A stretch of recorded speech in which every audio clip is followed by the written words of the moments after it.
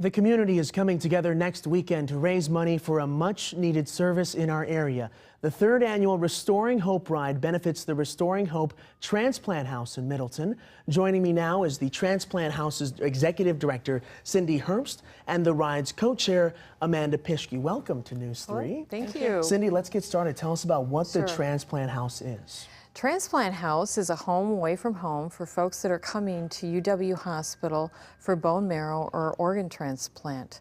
So it's people from around the state, around the nation, knowing that without a transplant, they don't have a future. And without funds, this Transplant House may not have a future either. Like, where are we as far as financially? Absolutely. You know, we've come a long way. The economy has not been kind to a transplant house, but it seems like in this last 6 months especially, we've moved along very well, and those that understand transplant are coming forward, and so we look like we're going to construction in August or thereabouts. Right now we're working with architects and builders, so it looks like this is the year. Excellent.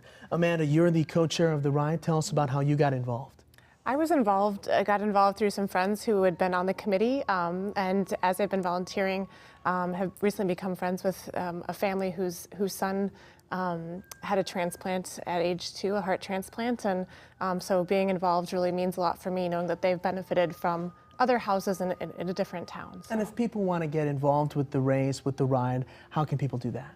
Go to restoringhope.org is our website, information about the day and how to register. And Cindy, what is it about the need here for a transplant house and the need for events like this that, you know, really the community can benefit from? You know, a lot of things happen when you don't know what a transplant is and it comes knocking on your door. And actually there are more transplants done here at UW Hospital than there are at Mayo Clinic, where was our experience. And so we've got this priceless medical center right here in our own backyard. And fundraisers like this help us not only with raising money, but raising the awareness of putting your dot on your license or going to the registry or joining the marrow registry for those people, because without having organs and bone marrow, there's no need for our house. So it really is a benefit in so many ways of getting the word out, of saying what we have here in our own backyard, and being that community that cares for each other. Wonderful. Amanda, what's it like to see those transplant survivors at the ride?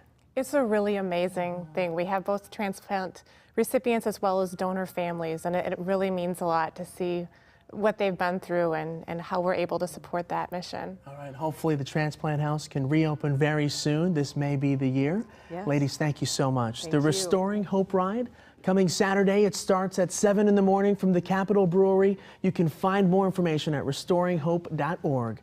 We'll be right back.